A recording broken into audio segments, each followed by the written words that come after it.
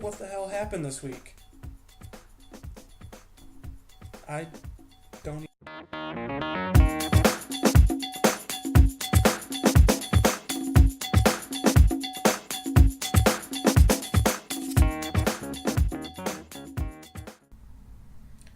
Alright, let's just get into the trades that happened this week. Rick traded Terrence Williams to Micah for Frank Gore.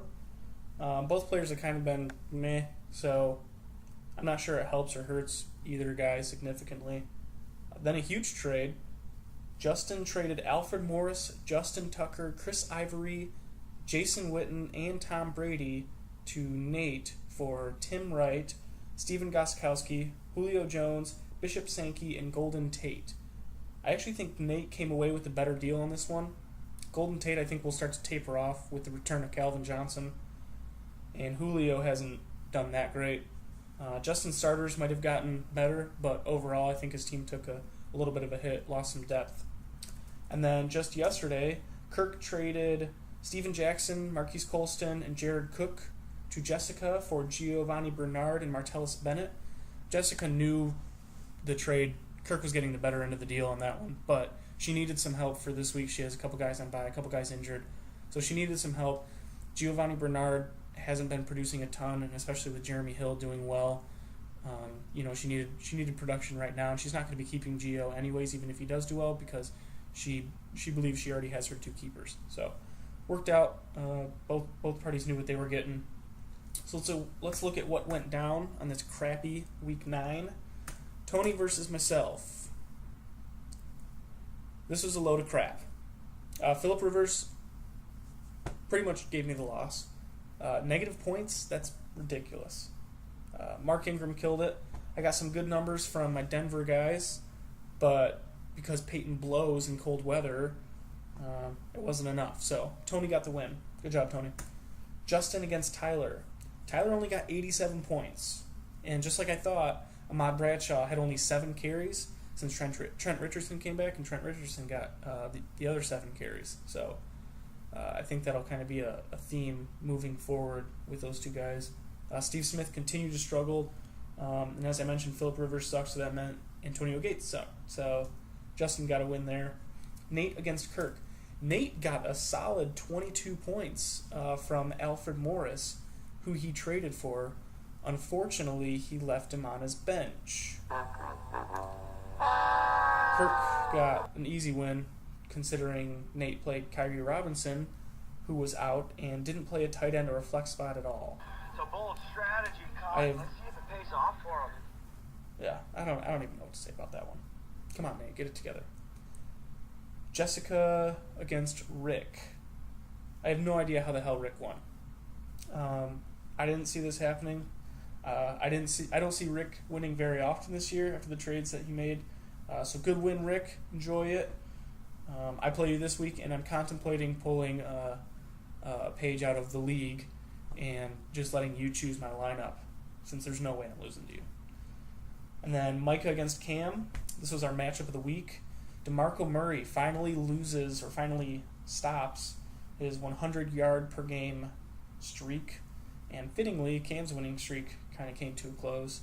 Good win by Micah. Finally saw some production out of base mode, so it was good to see. And then Dave against Evan. Rick, as much crap as I give you, I'd still probably choose your team over Evan's. His team is that bad. Dave got 38 from Andrew Luck, which was really the only production Dave got. So an ugly win, but a win nonetheless. So Dave gets blowout of the week.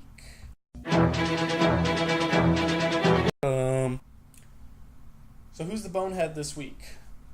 No doubt it's Nate, hands down. He traded for guys, since half of his team was on bye, and then he didn't play them. And had he played them, he would have won. So, congrats, Nate.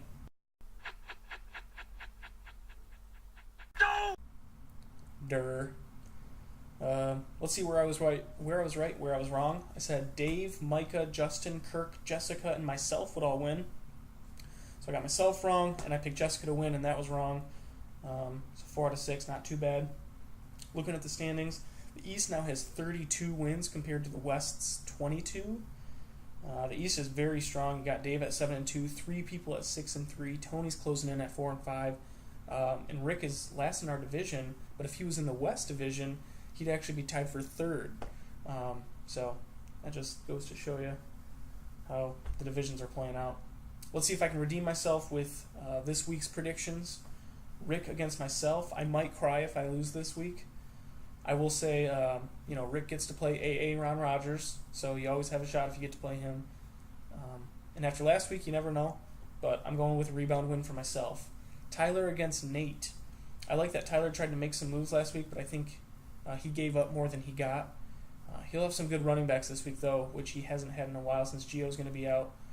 But it looks like Nate actually set his lineup, so I got to give Nate the win. Jessica against Kirk. Kirk is actually projected to win by 20 points, according to ESPN. Jessica's playing a lot of her bench this week due to buys.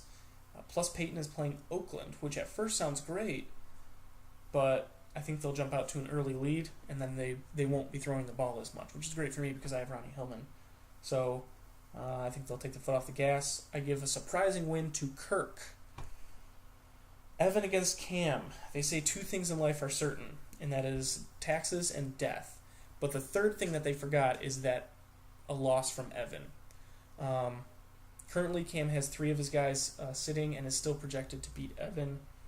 I'd be a little less harsh on Evan, but he hasn't tried to do anything with his team, really, so that's on you. Tony against Dave. Tony's team is coming around. Mark Ingram's playing well, but Dave gets Forte back. I'd love for Tony to win. It would even out the standings a little bit in our division, although we're close to Dave, but it would even it out more.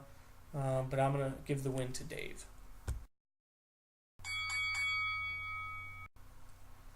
All right, matchup of the week, we have Micah against Justin. Now, this is Micah's 4th straight matchup of the week, and this just proves how difficult his schedule is. Going up against Justin, currently ESPN is projecting Micah to win by 13, but let's get into the matchups as we always do and see how it plays out. Matt Ryan against Ben Roethlisberger. Ben Roethlisberger's playing the Jets, who are pretty terrible, although they are known for their defense, but they're pretty terrible. But Matt Ryan is playing Tampa Bay. Unfortunately, it's away, and Matt Ryan seems to struggle when he's not at home. Ben Roethlisberger's been on fire. He's thrown for like 1,000 touchdowns in the last 2 games. So I'll give Ben Roethlisberger the nod, but not by much. Marshawn Lynch against Le'Veon Bell. Marshawn is against the Giants. He just had a big game last week. But the Colts weren't really able to run on the Giants. And Le'Veon Bell is against the Jets, but they have a good defensive line. I'll go with Marshawn Lynch, but not by much again. I think this is going to be a close one. Frank Gore against Bishop Sankey. Wow. Terrible matchup. Both of these guys suck. Frank Gore's questionable. Bishop Sankey's the worst. I'm going to say Frank Gore is going to do better. I think they're going to run a little bit less with Colin Kaepernick because he fumbled. So we'll go with Frank Gore. Jeremy Maclin versus Jordy Nelson. Maclin has been going off. They're pretty similar receivers in that they're long ball threats. I'm going to go with Jordy, though, against Chicago. I think against rivals, Aaron Rodgers is going to want to stick it to the Bears. Dez Bryant against Julio Jones. Again, you have Julio Jones against Tampa Bay, but Matt Ryan's he struggles. Matty Ice, as I call him, struggles. Again on the road. Dez Bryant is going to be in England against Jacksonville, and it is Jacksonville. So even if Whedon is thrown to him, I think he'll have a better game. I'll give Dez Bryant the nod there. Owen Daniels, Julius Thomas. Again, I think Peyton will score a lot, and they'll take their foot off the gas. But I think one of those touchdowns will go to Julius Thomas, so I give Orange Julius the nod. Randall Cobb against Golden Tate. I think defenses, it's going to take them a little while to want to double cover Calvin since he's coming off the injury. I think they can do it single coverage. So I think until they start double covering him, Golden Tate's going to struggle a little bit compared to what he has been. So I'll give Randall Cobb the nod. Again, same thing as Jordy Nelson. I think they're just going to want to stick it to the Bears. Cowboys D against Panthers D. Panthers are against Philadelphia. Mark Sanchez is quarterback now. I think he should have been starting quarterback. I think Nick Foles was not that good. A lot of his touchdowns should have been interceptions last year. I think Mark Sanchez got a raw deal at the Jets, so I think that's a good play there. And Cowboys against Jacksonville, so you got to go whoever's playing Jacksonville. So Micah gets a nod there. Shane Graham against Caleb Sturgis. I think Caleb Sturgis will probably do better, but my count gives me 6-3, Micah winning. So we will go with Micah getting the victory over Justin. Okay, now one other thing we wanted to do, we wanted to add something else. Kirk gave me an idea, so let's throw it together. Okay, this is going to be like a stat of the week. It's going to kind of be a mini quiz form. I suggest everyone or encourage everyone to kind of throw something similar like this at me. We'll incorporate it into the video, but I like this idea. Kirk is going to provide some statistics, and we're going to relay them back in quiz form. He's going to give me 4 choices, and I'm going to guess. I don't know what the answer is, and so let's get into it. Who has had the greatest single fantasy football game since 2000? And this is for standard league scoring. Was it A, Peyton Manning, B, LaDainian Tomlinson, C, Clinton Portis, or D, Priest Holmes? That's a tough one. I forgot about Clinton Portis and Priest Holmes, a couple of classics.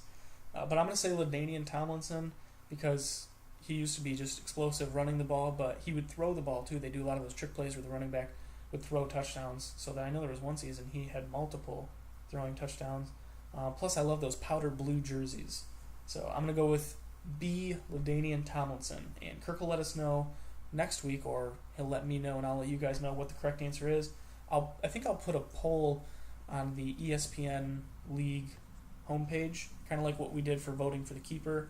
I'll put a poll up, and you guys can just vote and see if any of you know the correct answer. Don't Google it. It's just for fun. If you don't want to vote, that's fine, but I'm going to put it out there. Feel free to vote. But that's all I have for this week. Good luck to everyone except for Rick, who I'm playing, and we'll see you next week.